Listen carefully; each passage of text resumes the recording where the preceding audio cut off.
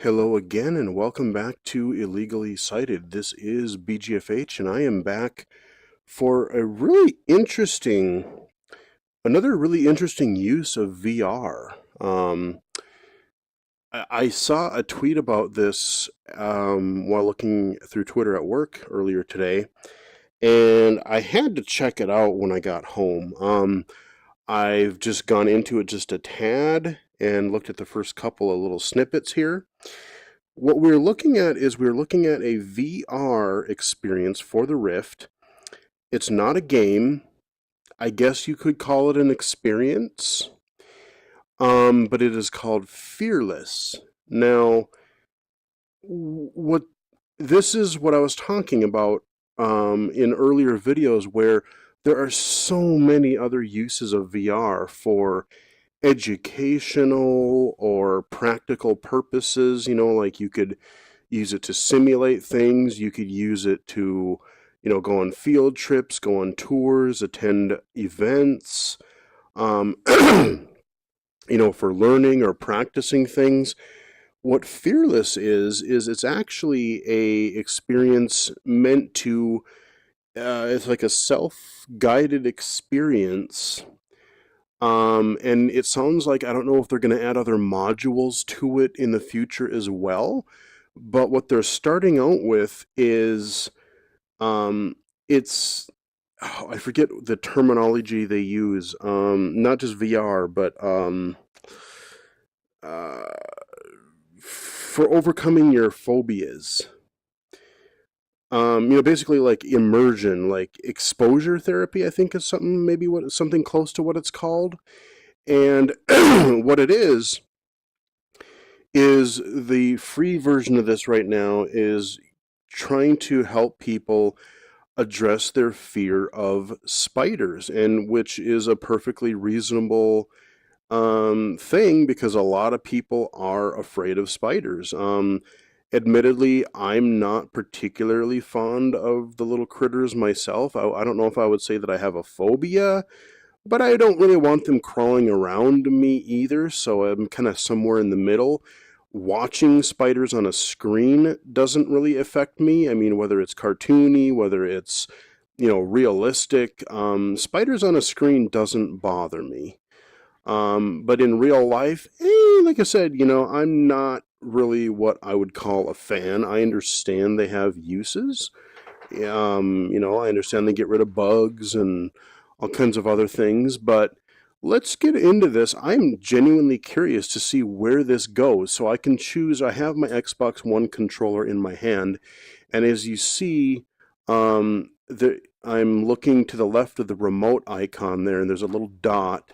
I cannot read the text, although I wonder if this does seem to have some head tracking, so if I stand up, and if I were to lean in, nah, that's about all the closer. I think it's only going to let me get over to the desk a little bit, or the table.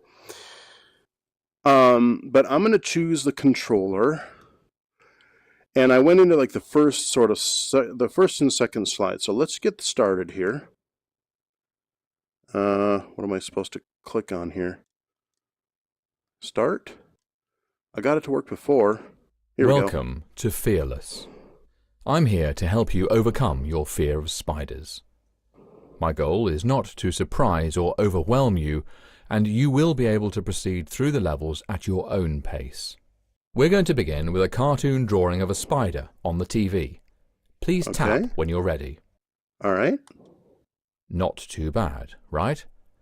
Now, as we move forward, the most important thing you'll learn is that a little bit of discomfort or anxiety is good, as long as you use it to your advantage. We'll get into more detail later, but the basic idea is that when you successfully face your fears, you'll learn to overcome them, whereas when you shy away from your fears, you learn to be more afraid. Don't worry, the next step is just a big version of the same drawing. Go ahead and tap. So I really like the way, because like I said, I'm looking around this room, and here is a perfect example of how virtual reality can have a practical purpose. And like, okay, I have the screen that's pretty far away from me right now. I see the picture, not too bad. When I look around, like I have this sense of space. So, eventually maybe they'll put a real one on the table in front of me. I don't know how far away that's going to be, or maybe I'll have one, like maybe it'll show my arm or something. Because it does have head tracking, I'm sure I will be able to, little clippage there. But I'm sure eventually I'll be able to lean in and look at the spider. And like I said, I still know that this is a virtual experience, but for somebody with a true phobia, this is something that, yeah, this is far more immersive, far more realistic than just looking at a screen or whatever, because it feels like you're in the environment, and it kind of has this whole sense of like, this whole immersion, exposure therapy or whatever, where it's like, I know it's not real, but it feels so much like it is. So that like, there's no chance of like, okay, a real spider, yeah, if it, there's a chance that it could, bite you if you were, you're working with a real spider to overcome your fears. You're not going to have that problem here, even though it looks like it's really real. Let's continue this because I want to see where this goes. Before we move on, let's talk a little bit about your fear of spiders. First of all, you're in good company. More than 35% of people are afraid of spiders. In fact, it's one of the most common fears. You may be afraid of getting bitten, but you also may have any number of other reasons for your fear. You may be freaked out by the way they look or move, or their legginess. You may be nervous about how your mind or body will react when you see a spider.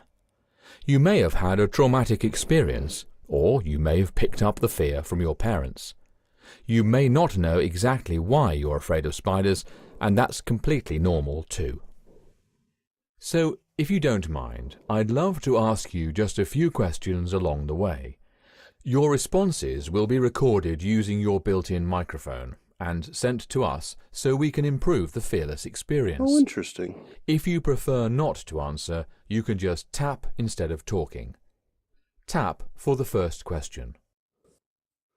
Okay, so this is going to be interesting because I'm actually recording, so I won't be able to do much dialogue here for a little while. Let's see what happens.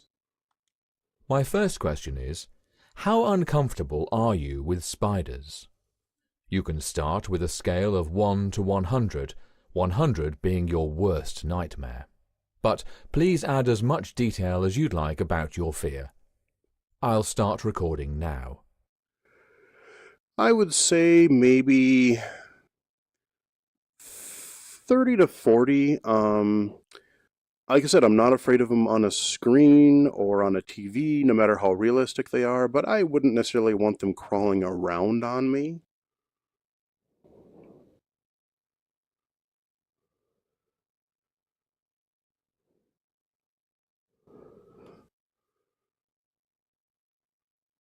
Okay, how do I stop? Thanks. Next is a more realistic drawing. Go ahead and tap when you're ready.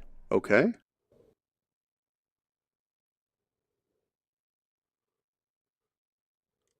Let's say this drawing makes you a little anxious. Normally, you might react by looking away, leaving the room, concentrating on another object, or thinking about something else. Try not to do any of these things. Whenever you avoid the thing you fear, your brain never learns that it can handle the anxiety, and that the anxiety will gradually decrease if given the chance. If you feel anxious or uncomfortable at any step, try to embrace that feeling and wait for the anxiety to decrease before continuing. You don't have to go to the next level right when I finish talking. If you do need to stop at any point because you are feeling overwhelmed or you get interrupted, the most important thing is that you come back and continue. Otherwise, you're just reinforcing your fear. Yep. If you leave and come back, you can quickly tap through the first levels if you don't need them anymore. Now we'll look at a photo of a spider. You can tap whenever you're ready. Okay. This is actually really interesting. Sometimes it helps to learn a bit about the thing you're afraid of. This is a photo of a yellow garden spider, which is common in the US. See the zigzag pattern in its web? That's called a stabilimentum, and many spiders make a design like this, although we're not completely sure why. It may help attract insects or male spiders for mating by reflecting ultraviolet light. It also may be designed to make the web more visible to birds so they don't fly through it. I want to quickly show you one more photo of a more elaborate stabilimentum. Go ahead and tap. All right. Even if you hate spiders, maybe you can appreciate the evolution that went into such a creation. Definitely. Next time you see a spider web in real life, try to look at it more closely than you normally would. As long as we're learning about spiders, you might be wondering how dangerous they really are.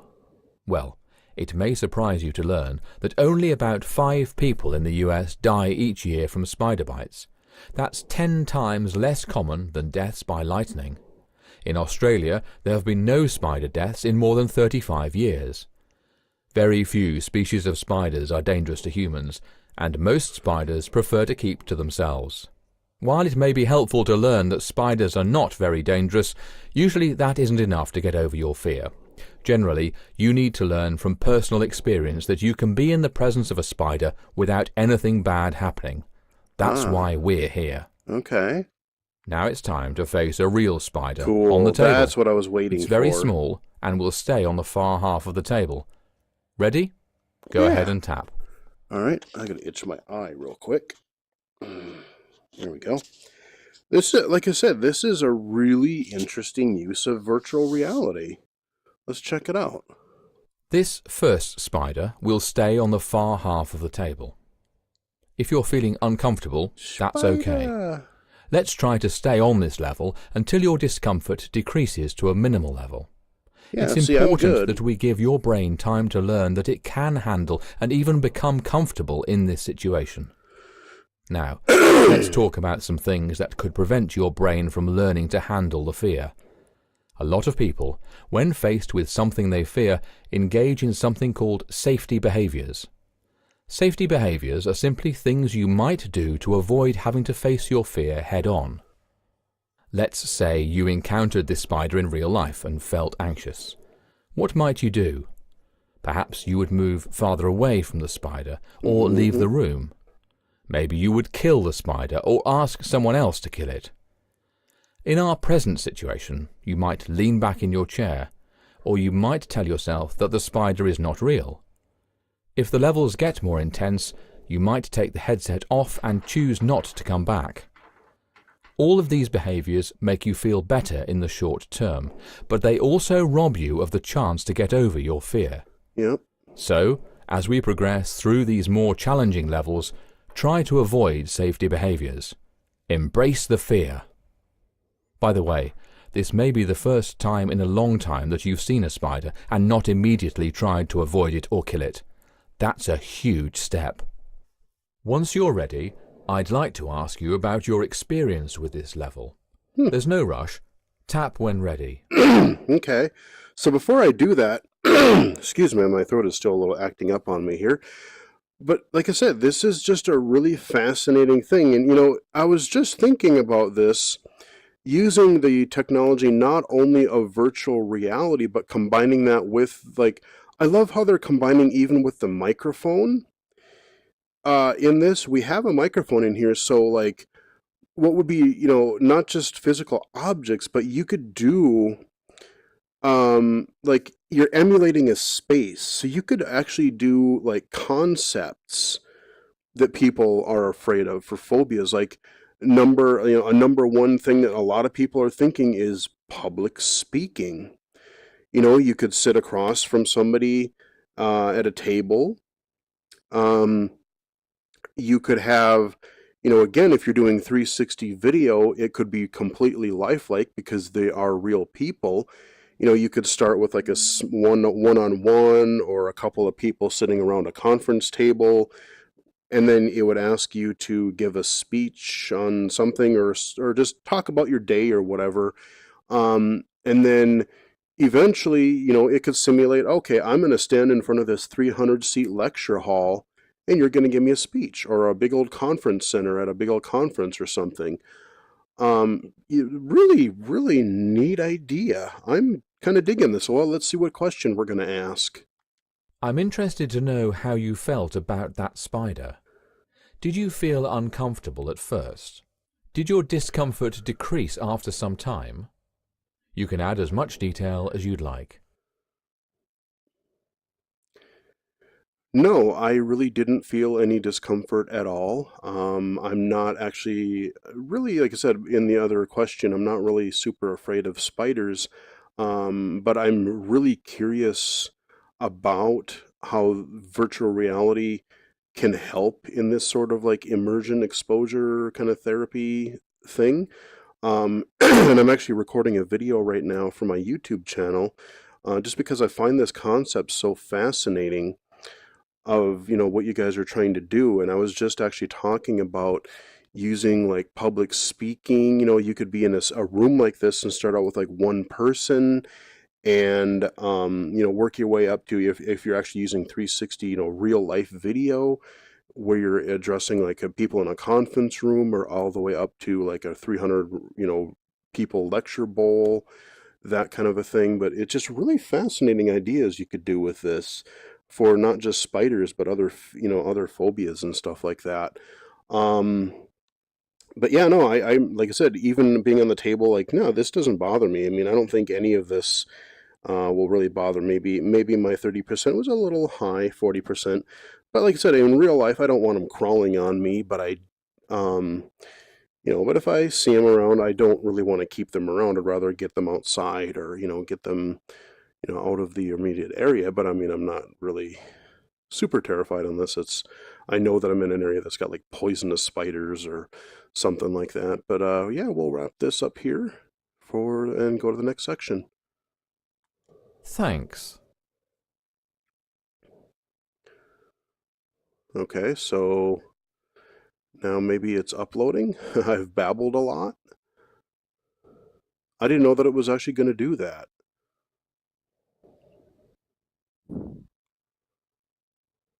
I'm not sure what I'm supposed to do here. Now you've seen how Fearless works and you're starting to successfully face your fear. Oh To man. complete the experience and try to overcome your fear of spiders, there's a one-time in-app purchase. Compare that to living with your fear. We've discounted the price as a thanks for being an early user of Fearless. You'll be brought to Oculus Home for the purchase, and then you'll be redirected back here. Huh. Okay. So, this is actually going to be really interesting because Oculus Home does not mirror on my screen for now. So we'll probably wrap up the video here in just a second or two. But even though, even though like I said, I'm not really afraid of them, I'm tempted to actually purchase this. A, because I want to see how far it's going to go and how much further they take you. And B, because this is something, I mean, granted, I could show the first, what I've shown you guys, but I could show people like, hey, this is an interesting way of, exposure therapy or whatever. It's just a really neat idea, but for somebody trying something like this, it's like, if you see something cool, and I think this is something worth supporting. Just the fact that they're finding this really neat use of virtual reality. Like, I guess I never would have actually thought of this, but it makes a heck of a lot of sense. Um, so yeah, that is a look at Fearless VR, or it's just called Fearless. It's available, the demo here is available for free on the App Store, or not the App Store, but the Oculus Store. And yeah, I think it's, as I've said multiple times, I think it's a really neat idea. And I'm curious to see where they take this concept in further. I guess I wish in that other feedback, maybe I'll come back and I'll do more of it and I will submit some more feedback and give them a link to my illegally cited YouTube channel because, hey, not only, or maybe I'll even write them an email because I'm not sure how accessible, I'm not going to be able to mirror the Oculus Home experience on my screen. And as I've mentioned in other videos, I am not able to, because of the virtual distance of Oculus Home, that interface is not really accessible to me as a low vision user. So, letting them know that type of problem, and to keep in mind accessibility for not just vision impaired, but people with all kinds of disabilities, motor disabilities, or, like I've seen a lot of actual comments and things on Twitter about, mentioning, hey, a lot of people, especially with the room scale VR, like we can't walk around, we can't move around or move our limbs. Let's make this, make an alternate control scheme where I can use a controller, which would allow me to use a custom controller, or, just like I said, for vision or for hearing or whatever it happens to be. But this was kind of a fascinating little experience, and I would like to see where they go from here. Hope you guys enjoyed it, found it interesting. I sure did. Um, Follow me on Twitter at BGFH79, and until next time, I will talk to you guys again later.